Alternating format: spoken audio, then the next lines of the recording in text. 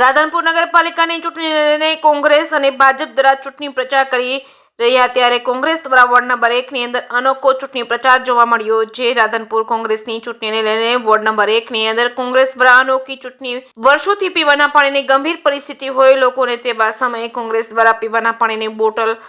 વેચી ચૂંટણી પ્રચાર કરવામાં આવ્યો અને વોર્ડ નંબર 1 ના ચારેય ઉમેદવાર દ્વારા લોકોને પાણીની બોટલ વેચીને કહ્યું કે રાધનપુરની અંદર કોંગ્રેસની બોડી બનશે અને કોંગ્રેસનું શાસન નગરપાલિકામાં આવશે તો પાણીની સમસ્યા દૂર કરીશું અને તેના હેતુસર પાણી વેચીને અનોખો ચૂંટણી પ્રચાર વોર્ડ નંબર 1 ની અંદર કોંગ્રેસના કાર્યકર્તાઓ દ્વારા કરવામાં આવ્યો છે અને લોકોને મત આપવા માટે અપીલ કરવામાં આવી છે। રાધનપુર નગરપાલિકાની અંદર કોંગ્રેસને વિજય બનાવવા પેનલ ટુ પેનલ મત આપવા અપીલ કરી છે। સાથે પાણીની બોટલનું વિતરણ કરી નગરપાલિકા વિસ્તારની અંદર પીવાના પાણીની હાલાકીને લઈને અનોખી રીતે ચૂંટણી પ્રચાર કરવામાં આવ્યો છે।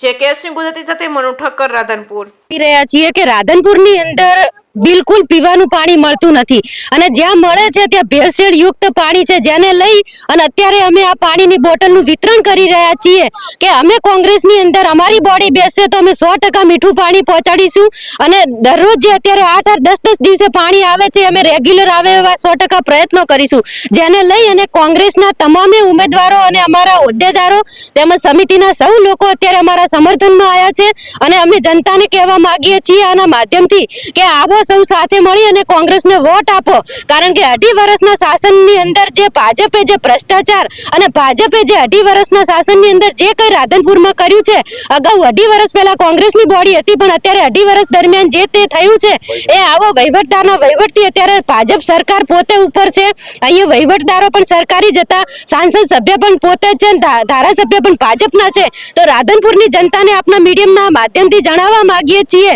કે અત્યારે ભાજપના લોકો તમને નાસ્તો આપશે, પૈસા આપશે, કોઈ પણ લાલચમાં આવતા નહીં, કારણ કે આ બધું 2-5 દિવસ ચાલશે અને 5 વર્ષ સુધી તમારે રોવું પડશે એમની પાછળ। રાધનપુર જનતાને જે 2.5 વર્ષનું જે શાસન જોયું છે એ રાધનપુર જનતા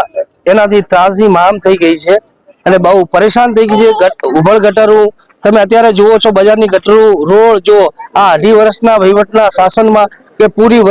પબ્લિક એમ ત્રાહિમામ થઈ ગઈ છે। અમે લોકો આ જળ લઈને નીકળ્યા છે, શા માટે? અમે કોંગ્રેસ પક્ષ એવી ગેરંટી આપવા માંગીએ છીએ કે જ્યારે કોંગ્રેસની બોડી બેસવા માટે જઈ રહી છે તો દરેક